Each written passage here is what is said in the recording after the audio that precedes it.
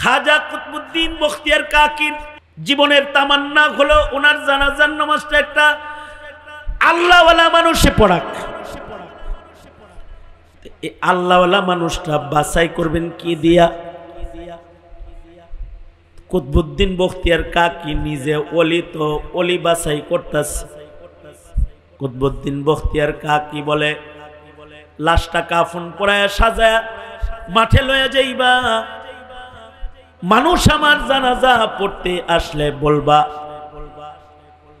যে কুতুবউদ্দিন বখতিয়ার কাকি বলে গেছেন যার ভেতরে 4টা গুণ পাওয়া যাবে সে যেন জানাজা পড়ায়া দেয়। 1 নাম্বার গুণ, যার বালেগ হওয়ার পর থেকে জানাজা পর্যন্ত তাকবীরে উলা কাজা নাই। বালেগ হওয়ার পর থেকে জানাজা পর্যন্ত যার জীবনের তাকবীরে উলা ফৌত হয় না। কতটুকুন গুরুত্ব থাকলে একটা মানুষ সারা জনম তাকবীরে উলার নামাজ পড়তে পারে? নামাজ রে কত গুরুত্ব দিল। আর নামাজকে অবহেলা করলে কত বড় অবহেলা ওইটা যে 30, 40, 50 বছরের ভিতরে ঈদের নামাজও পড়ে না। মুসলিম দাবি করে ঘোরাফেরা করে, ইমানদার দাবি করে ঘোরাফেরা করে, ঈদের নামাজও পড়ে না।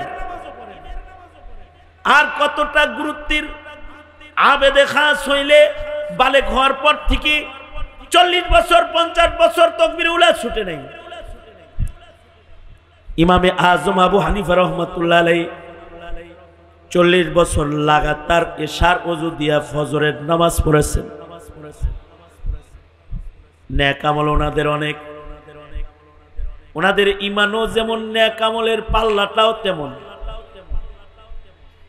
ওনাদের হায়াত ওনারা কাজে লাগাইছেন, হেলায় খেলায় অবহেলায় হায়াতের সূর্য ডুবায় নাই। তারা হায়াতের মূল্যায়ন করেছেন। ইমামে আজম আবু হানিফা রহমাতুল্লাহি আলাইহি সুদীর্ঘ 40 বছর এশার ওযু দিয়া ফজরের নামাজ পড়েছেন। আমাদের আর এক বুজুর্গ সাঈদ ইবনে মুসাইয়িব রহমাতুল্লাহি আলাইহি লাগাতার 40 বছর তাকবীরে উলার নামাজ তো পড়েছেন, সাথে 40 বছর আজান হওয়ার আগে তিনি মসজিদের পয়লা কাতারে যায় বসে থেকেছেন। 40 বছর মুয়াজ্জিন আজান দেওয়ার আগেই মসজিদে। তো ওনাকে বলা হয় হযরত 40 বছর মুয়াজ্জিন আজান দেওয়ার আগে মসজিদে বসে থাকেন কি লাগা? আজানের আগে আহেন। সাঈদ ইবনে মুসাইয়িব বলতেন, ময়দানে মাহশারে আল্লাহ যদি বলে আমার ঘরে তোকে ডাইকা ডাইকা আনা লাগছে কে রে, তখন বলবো কি আমি আল্লাহর কাছে? এজন্যে আল্লাহ ডাক দেওয়ার আগে মসজিদে এসে বসে থাকি। আল্লাহু আকবার কাবীর। ডাক দেওয়ার আগে মসজিদে যায় বসে থাকি। কত বছর? 40 বছর।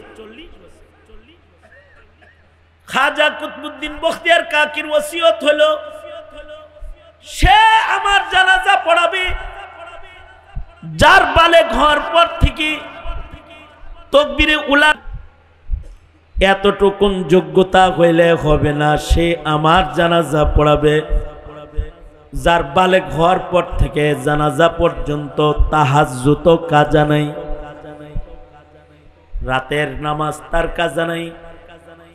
শুধু ফরজ নামাজ না, তাহাজ্জুদ তার কাজা নাই।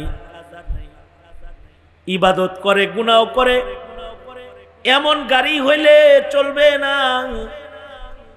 এমন মানুষ আমার জানাজা পড়াইতে হবে যে তার চোখ দিয়া সারা জীবনে পরনারী দেখে গুনার চিন্তা করে নাই।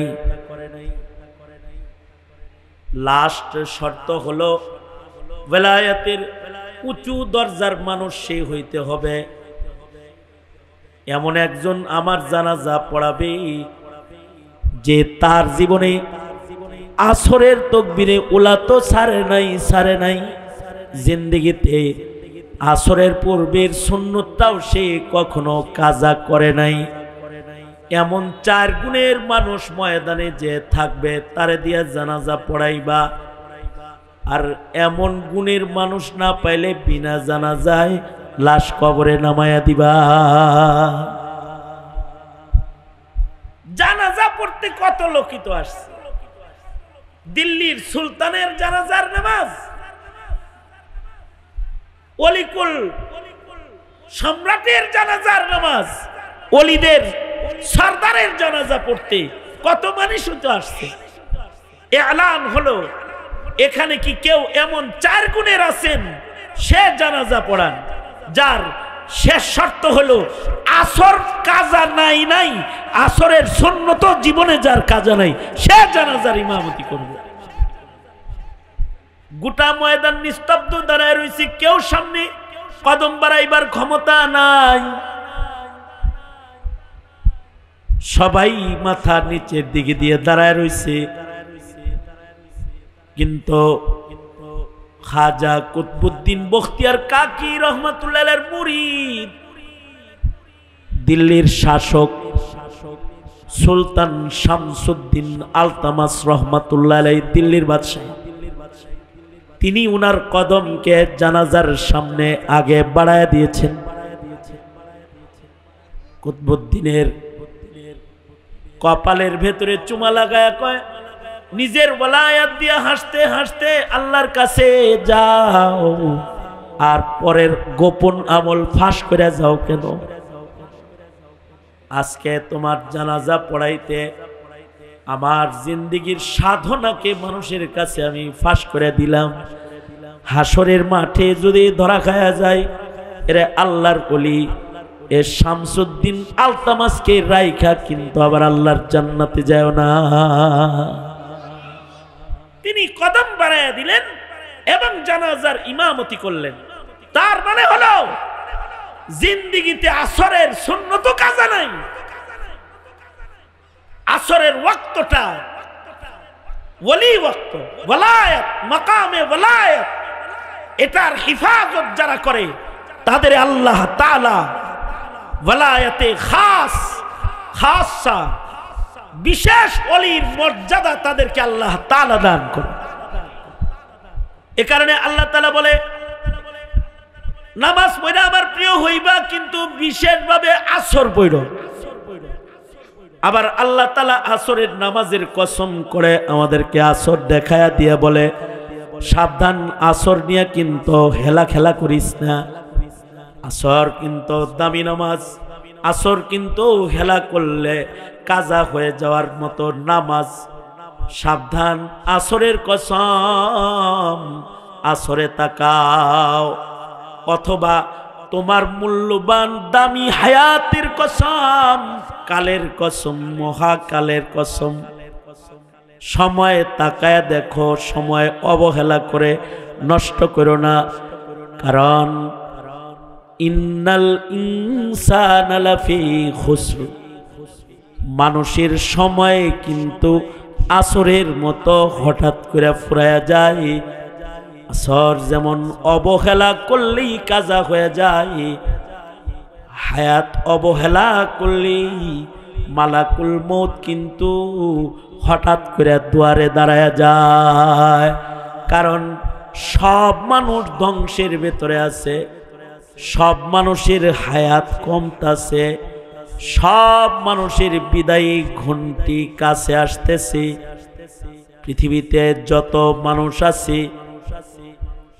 দুনিয়া মুদবিরাতুন ওয়াল আখিরাতু মুকবিলাতুন, দুনিয়া কিন্তু ফুরা যাইতেছে, কবর কিন্তু তোমাদের সামনে আইতাছে।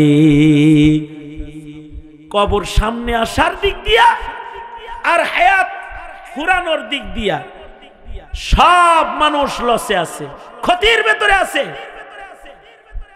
আল্লাহ কসম করে বলেন, আসরের কসম, সকল মানুষ ধ্বংসে আছে, সবাই মৃত্যুর দিকে আগাইতেছে, সব মরণের দিকে আগাইতেছে, সবার মরণ কাছে আইতেছে। মক্কায় যে বসা আছে তারও হায়াত কমতেছে, মদিনায় বসা আছে তারও হায়াত কমতেছে। প্রেসিডেন্টের চেয়ারে বসা আছে তারও হায়াত কমতেছে, রাস্তার ফকির ভিক্ষুক তারও হায়াত কমতেছে। হঠাৎ করে বেলা ডুবে যাবে আসরের মতো, আসর যেমন হঠাৎ করে চলে যায়, মানুষের হায়াতে বেলা হঠাৎ করে ডুবে যাবে, মেলা ভেঙ্গে যাবে হঠাৎ করে। আর মরণের পরে কবরের ভয়ঙ্কর গর্ত হঠাৎ করে সামনে চলে আসবে। সাবধান, যদি অসতর্ক থাকো তাহলে কিন্তু দোজকে পড়ে যাইবা, ধ্বংস হয়ে যাইবা। আর যদি ছোট্ট হায়াতে একটু সতর্ক জীবনযাপন করতে পারো তাহলে মরণ কাছে আইলেও তোমার সমস্যা নাই। দুনিয়ার ছোট হায়াত শেষ হবে, মরণ দিয়ে তোমার জান্নাতের লম্বা হায়াত আল্লাহ তোমাকে স্থায়ী হায়াত দান করবে। সবাই মরলে লস নাই, কিন্তু বেঈমান মরলে লস আছে। বেআমল মরলে লস আছে, আমলওয়ালা মরলে লস নাই। আমলওয়ালার হায়াত ফুরায় গেলে লস নাই, ইমানওয়ালার হায়াত ফুরায় গেলে লস নাই। যে ইমানওয়ালা একদিক দিয়ে তার হায়াত ফুরাবে, আর এক দিক দিয়া আল্লাহ তাআলা জান্নাতের ইস্তেকবাল লয়া তার দরজায় দাঁড়ায় যায়, তার লস নাই। ইস্তেসনা হলো তারা সব মানুষ লসে, কিন্তু যার ইমান আছে তার লস নাই।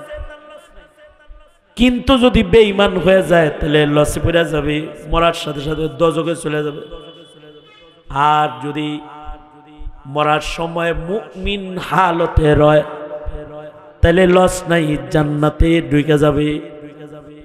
মরার সময় তার সাথী যদি নেক আমল হয় লস নাই, তার নেক আমল কবরে তাকে পাহারা দিয়া আরামের ঘুম ঘুম পাড়ায় দিবি। ময়দানে মাহশরে বিচারের আদালতে নেক আমলের পুটলা লইয়া আল্লাহর সামনে এসে দাঁড়ায় যাবে। যার গুনাহ নাই নেক আমল আছে এমন পুটলা লইয়া দাঁড়ায় যাবে। ভয় নাই, লস নাই, নেক আমল ওজন হয়ে যাবে। আর জান্নাতের স্থায়ী মৃত্যুবিহীন হায়াত আল্লাহ তাআলা তাকে চিরদিনের জন্য দান করবে। কিন্তু যদি হয় বেঈমান, যদি ঈমান না থাকে তাইলে তার লস।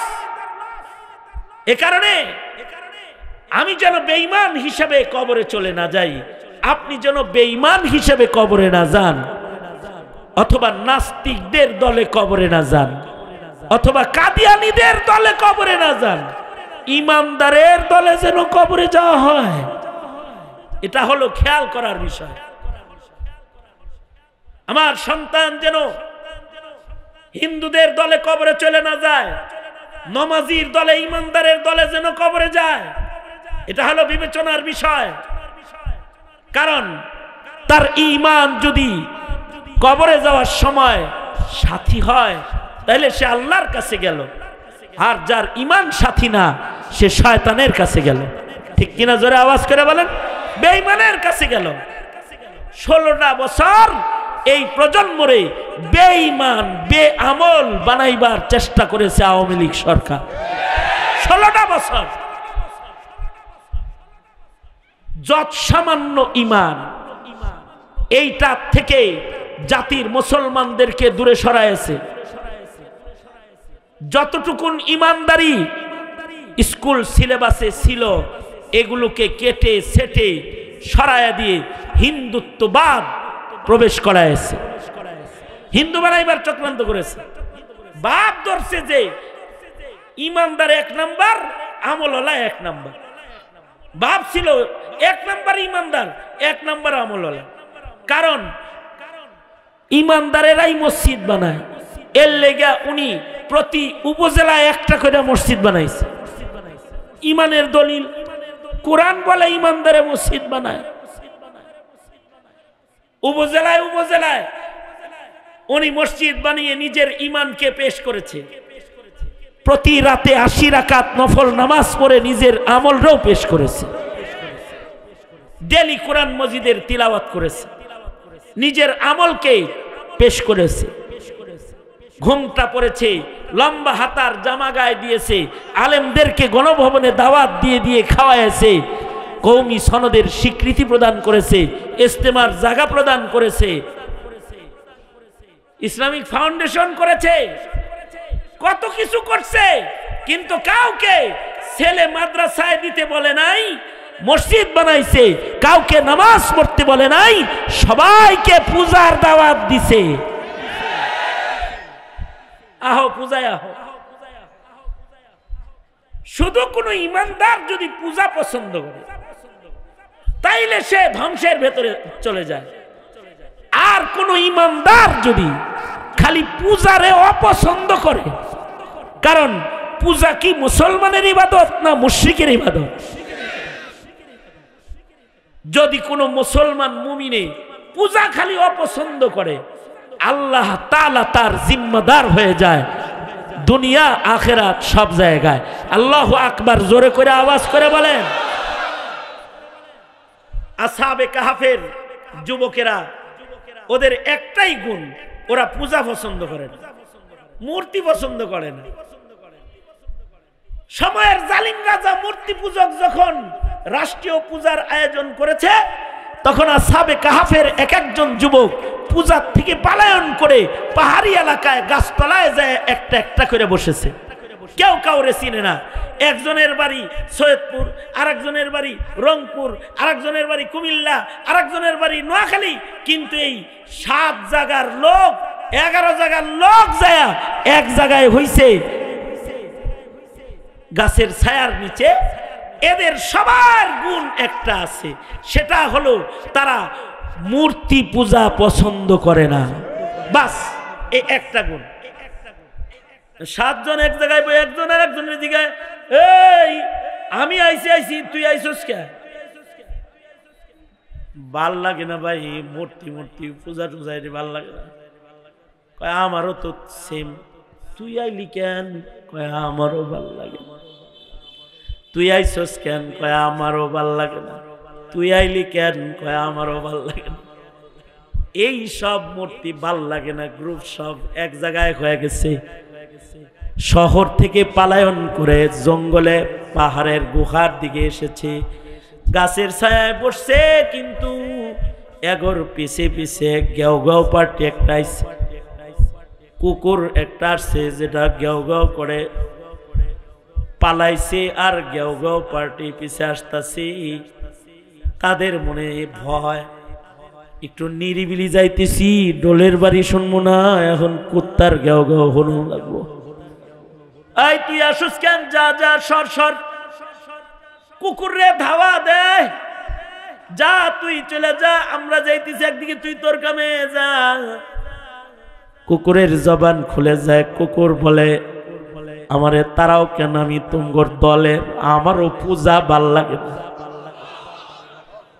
কুকুর যখন তাদের দলে চলে গেছে, আল্লাহ তাআলা 309 বছর ইমান পছন্দকারী, শিরক ঘৃণাকারী গুণের মুমিনদেরকে আল্লাহ তাআলা 309 বছর গুহার ভেতরে ঘুম পাড়ায় আরামে ঘুমন্ত অবস্থায় তাদের আল্লাহ তাআলা খানা পিনা খাওয়াইছে, রিজিক দান করেছে।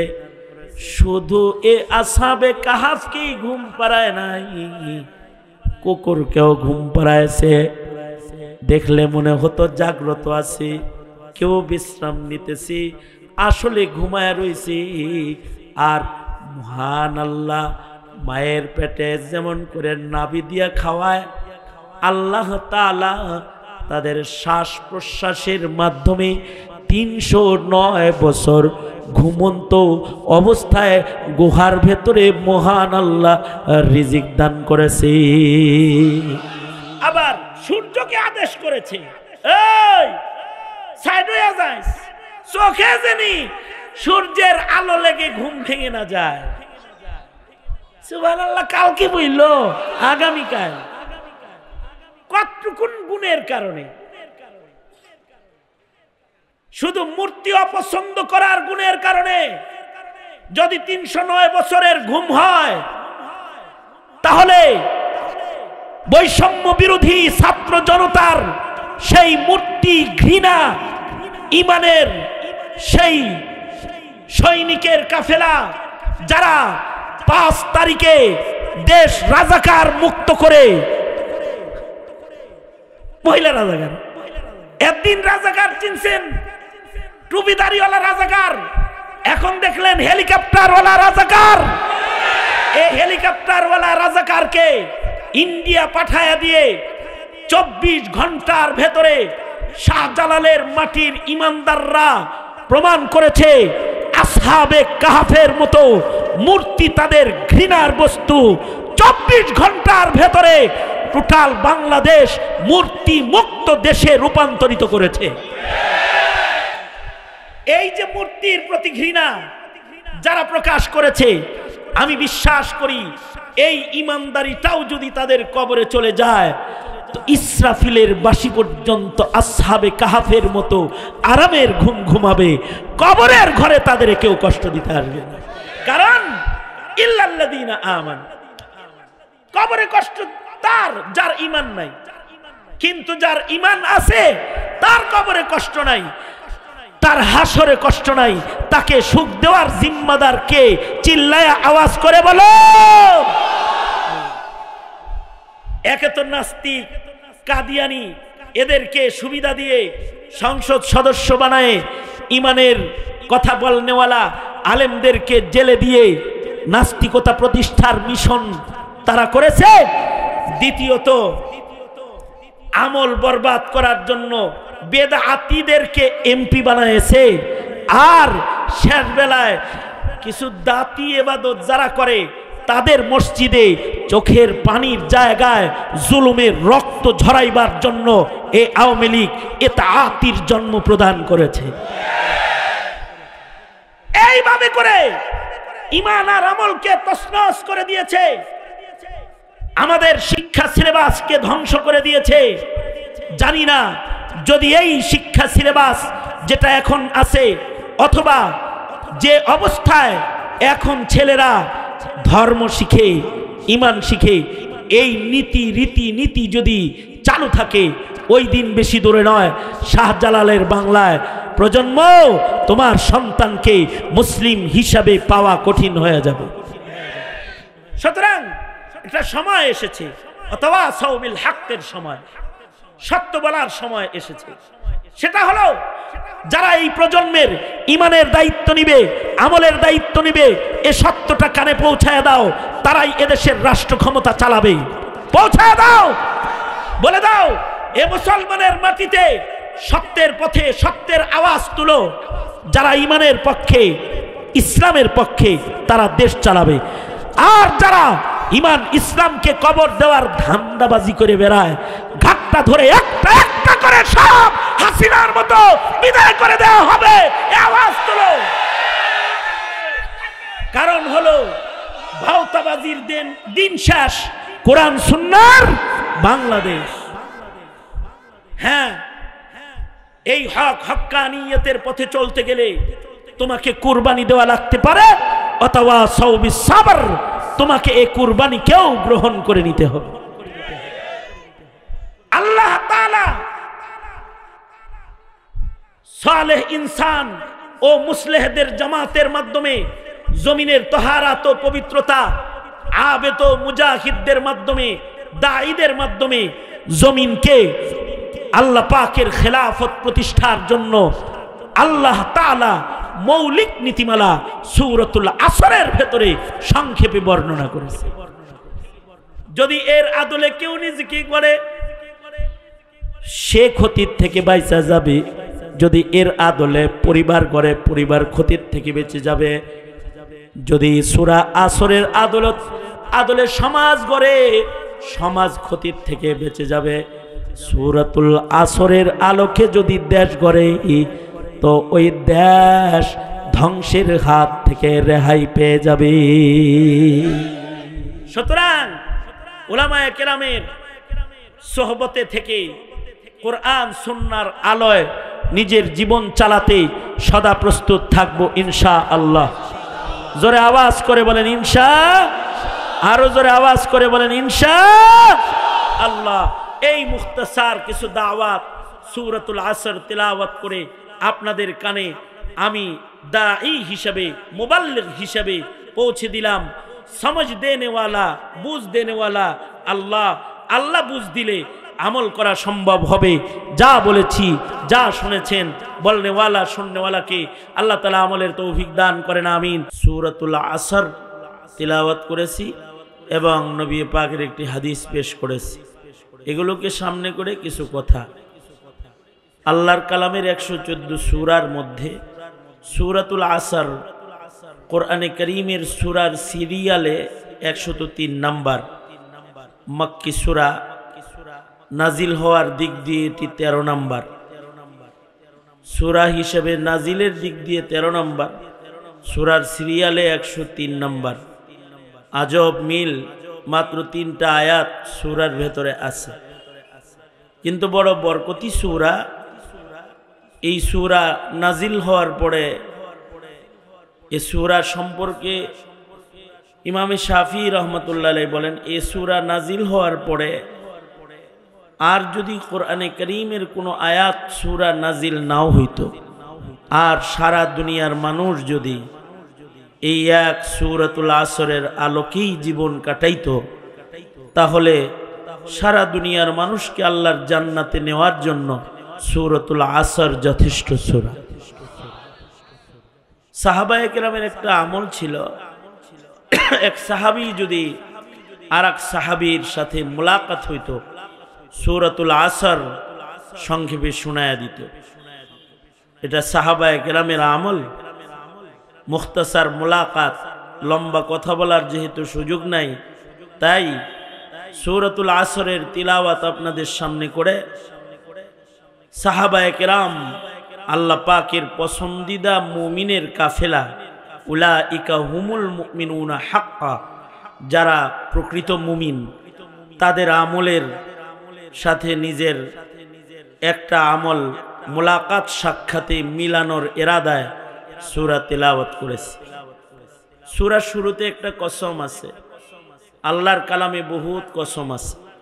আল্লাহ তাআলাও কথা বলতে কসম করে করে অনেক কথা আল্লাহ তাআলা বলেছেন। কোরআন পুরাটা আল্লাহ পাকের কালাম। কোরআন কার কথা? জোরে আওয়াজ করে বলেন, কোরআন কার কথা? আল্লাহর কথা।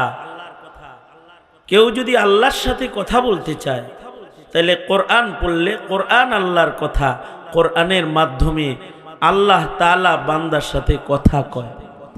তুমসা কোই হামদম कोई दम साज नहीं है, बाती तू है हर दम मगर आवाज नहीं है। बिना आवाजे আল্লাহ বান্দার সাথে কথোপকথন করতে থাকেন। কথা হয় যখন মুমিন কোরআন পড়ে, কারণ কোরআন কার কথা? কোরআনের শুরু থেকে শেষ পর্যন্ত সব কথাগুলো সরাসরি কার কথা? কালামুল্লাহ, আল্লাহ পাকের কথা। আল্লাহ পাক কথা বলতে গিয়েও কসম করেছেন। আমাদেরও একটা খাসলত আছে, আমরাও কথা বলার সময় কসম করি। মানুষেরও আদত, মানুষ কথা বলতে কসম করে, কিন্তু মানুষ কসম করে কথা বলে তার কথা বিশ্বাস্য বানাইবার জন্য, তার কথার ওজন বাড়াইবার জন্য, তার কথাটা মার্কেটে চালাইবার জন্য, তার কথাটা আস্থা পয়দা করার জন্য সে কসম খায়। এটা মানুষের স্বভাব। এই এরকম কাম করলি, এটা করার কি তো ঠিক হইছে? না ভাই জান, আমি তো করি নাই। তুই ছাড়া এমন কাম কেউ করে নাই। না ভাই আমি করি নাই। কিন্তু না তুই করছস। দেখেন ভাই আল্লাহর কসম আমি করি নাই। ঠিক আছে, তাইলে মনে হয় করস নাই। এর আগেও 2 বার বলছে করি নাই, এটা আস্থা পায় নাই, কসম করেছে, তো এটার আস্থা বেড়ে গেছে, ওজন বেড়ে গেছে। মানুষের স্বভাব হলো, মানুষ যখন কথা কয়, কসম করে কথা কয়, তো কথার ওজন বাড়াইতে কথাটাকে বিশ্বাস্য কথা বানাইতে, কথা মার্কেটে চালাইতে কসম করে কথা কয়। আল্লাহ তাআলাও আল্লাহর কালামে বহু জায়গায় বহু কসম করে করে আল্লাহ তাআলা বান্দাকে খবর দিছেন, কথা বলছেন। আল্লাহ পাকের কোনো কসম কিন্তু আল্লাহ পাকের কথা মার্কেটে চালানোর জন্য কসম না, অথবা আল্লাহর কথার ওজন বাড়ানোর জন্য আল্লাহ তাআলা কথায় কসম করেন নাই। আল্লাহ পাকের কথা কসম করে বিশ্বাস্য বানানোর দরকার নাই।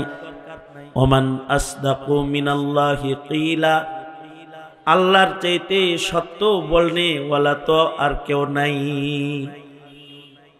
আল্লাহর কথা তো সবই বিশ্বাস্য, এবং কালামুল মুলুকি মুলুকুল কালাম, আল্লাহর কথা তো কথার রাজ্যের রাজা রাজা কথা। সুতরাং এই কথা পাবলিক রে খাওয়ানোর লেগা কসম করার আল্লাহর দরকার নাই।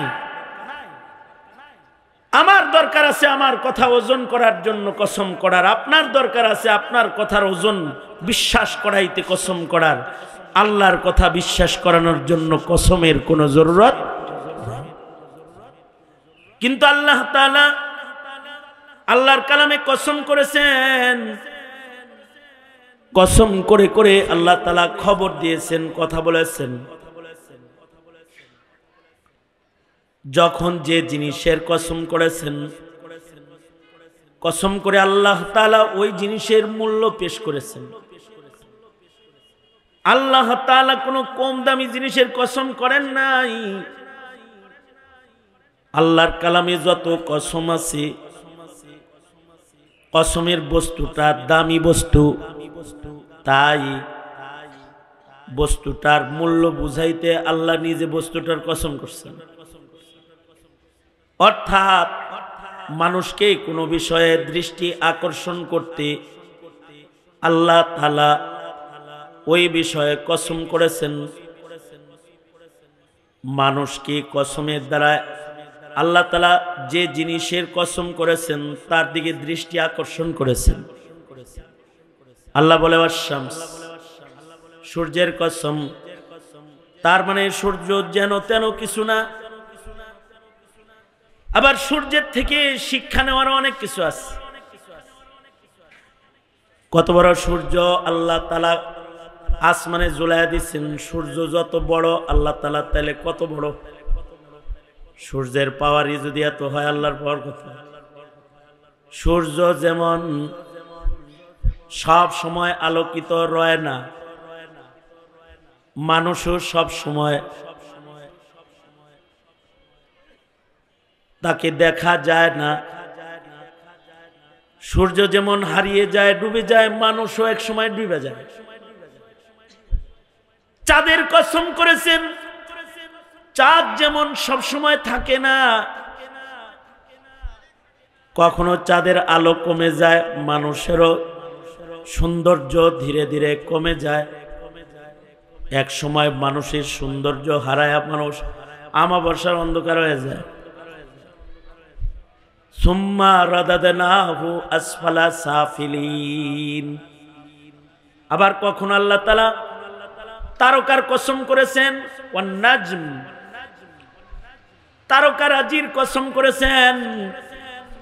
সব তারকার গতি এক না, সব তারকার আলো এক না, সব মানুষ এক না, সব মানুষের যোগ্যতা এক না, সব মানুষের চলার গতি এক না।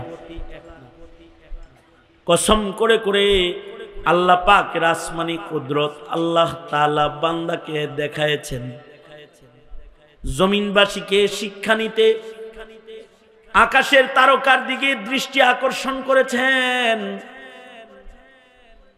কখনো দিবসের কসম করেছেন, কখনো রাতের কসম করেছেন।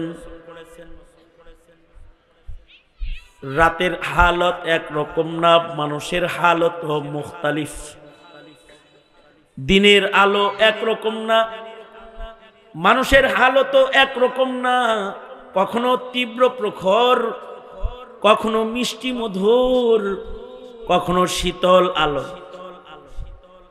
মানুষের হালত এক না, মুখতালিফ। দিন রাত যেমন পাল্টায়, বারবার মানুষের জীবন এরকম পাল্টায়। বারবার মানুষের জীবনে জোয়ার ভাটা এসে যায়।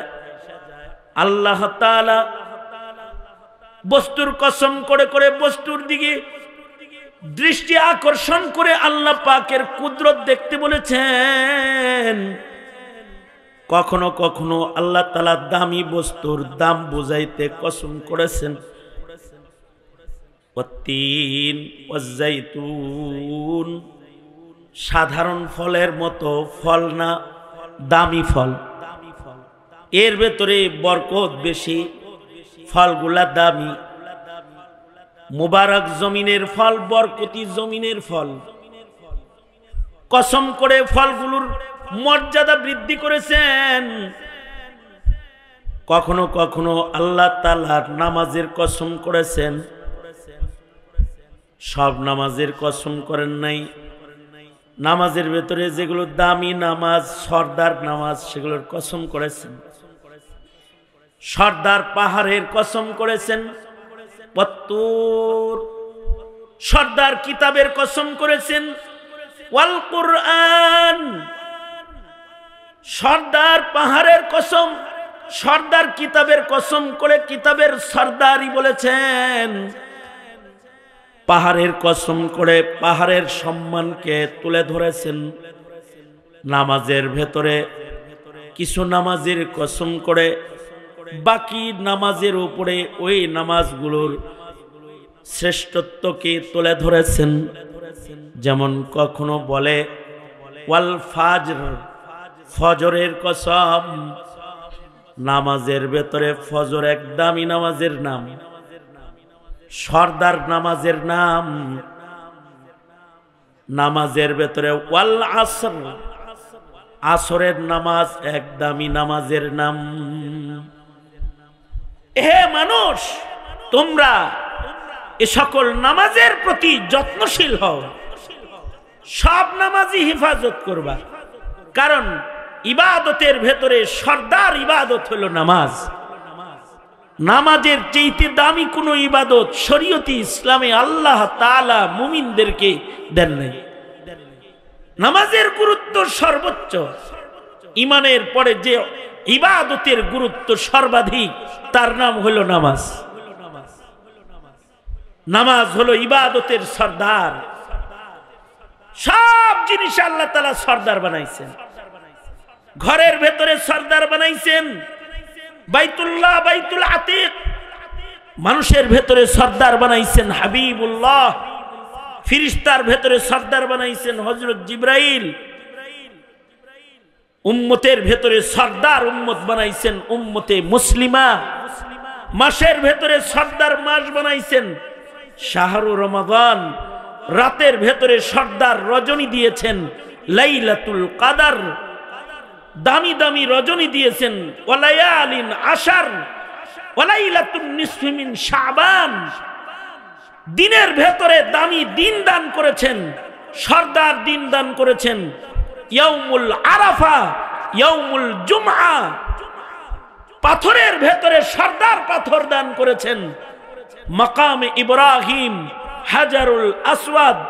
পাহাড়ের ভেতরে সর্দার পাহাড় দান করেছেন। ইন্নাস সাফা ওয়াল মারওয়াতা মিন শাআইরিল্লাহ।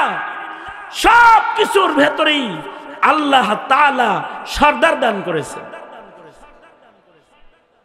দিন রাতের 24 ঘন্টার ভেতরে সব ঘন্টা সময়ের দাম এক না।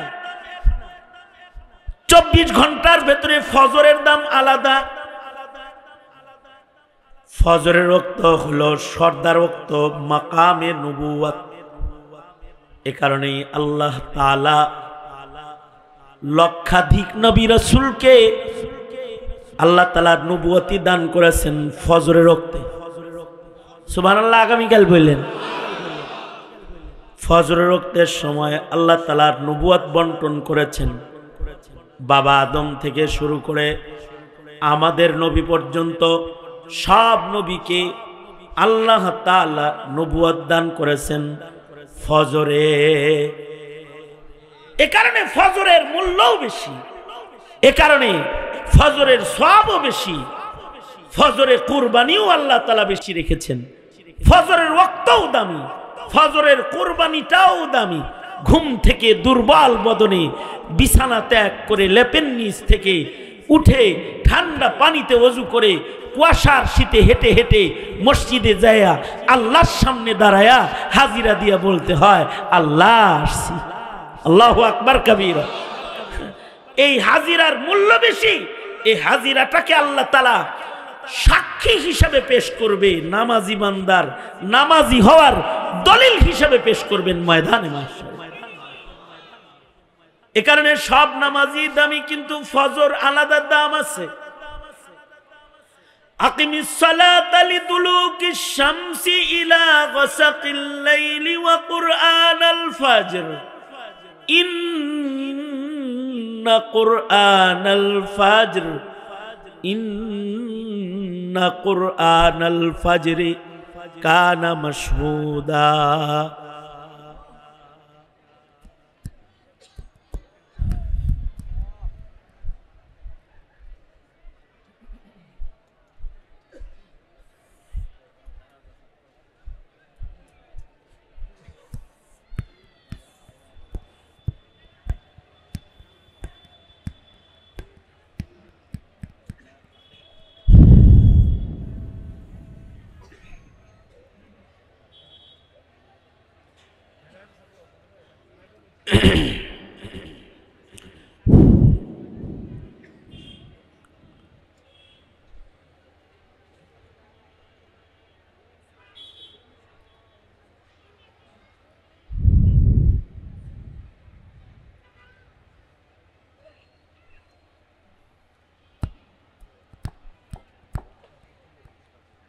ফজরের নামাজ যেটা, ফজরের নামাজটা হলো মুমিনের নামাজের ভেতরে সাক্ষী নামাজ।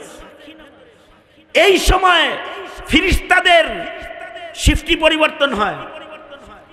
যারা ফজরে যায় তাদের নামাজি হওয়ার গাওয়াহ বেশি হয়। আল্লাহু আকবার, জোরে করে বলেন। অন্য নামাজের সাক্ষী হলো মানুষ বেশি। জোহরের নামাজ, আসরের নামাজ, মাগরিব এশার নামাজের সাক্ষী মানুষ বেশি। আর ফজরের নামাজে মানুষ সব ঘুমে থাকে, জাগ্রত থাকে মালাইকারা। আল্লাহু আকবার, জোরে করে বলেন। এ কারণে ফজর হিফাজতকারী নামাজিগুলা হলো সরদার নামাজি। যাদের ফজরের হিফাজত আছে এগুলো নামাজির ভেতরে শ্রেষ্ঠ নামাজ। কিছু নামাজি আছে এরা সব পড়ে মসজিদে, কিন্তু ফজর পড়ে ঘরে। আছে না নাই? জোরে বলেন, আরো জোরে বলেন, আছে না নাই? যারা ফজর ঘরে পড়ে এরা পিছের নামাজি। আর যারা ফজর জামাতে পড়ে, দামি নামাজ, কুরবানিওয়ালা নামাজ, দামি ওক্তের নামাজ, আল্লাহর ঘরে আল্লাহর কাছে যায় যারা বসে থাকে, তারা নামাজিদের ভেতরে সরদার নামাজ। আর আসরের নামাজ, এটারও কসম আল্লাহ তাআলা করতেছেন, ওয়াল আসর। হতে পারে আল্লাহ তাআলা আসরের নামাজের কসম করেছেন। আসরের নামাজটাও একটা দামি নামাজ। ফজরের নামাজ যেমন আমির নামাজ, আসরের নামাজ হলো ওজির নামাজ। ফজরের ওয়াক্ত হলো মাকামে নবুওয়াত, আর আসরের ওয়াক্ত হলো মাকামে বেলায়াত। আসর যারা গুরুত্বের সাথে হিফাজত করে তাদেরকে আল্লাহ তাআলা ওয়ালায়াতের উঁচু মর্যাদা দান করে। আল্লাহু আকবার কবীর। ওলি হিসাবে তারা গ্রহণযোগ্য ওলি হয়, কারণ আসরের ওয়াক্ত সবচেয়ে নামাজের মধ্যে দুর্বল ওয়াক্ত। 5 ওয়াক্ত নামাজের ভেতরে সবচেয়ে স্পর্শকাতর দুর্বল নামাজের ওয়াক্ত হলো আসরের নামাজ। কারণ সারা দিন মেহনত করার পরে ক্লান্ত বদনের নামাজ হলো আসরের নামাজ। ঘুমের ঘরে একটা নামাজ বেশি কাজা হয়, এটা হলো ফজর। আর জাগ্রত অবস্থায় অবহেলায় যে নামাজটা বেশি কাজা হয় তার নাম হলো আসর।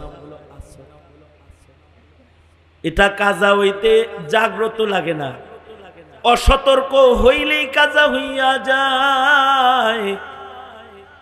অবহেলা করলে নামাজটা কাজা হয়ে যায়, সূর্য ডুবে যায়।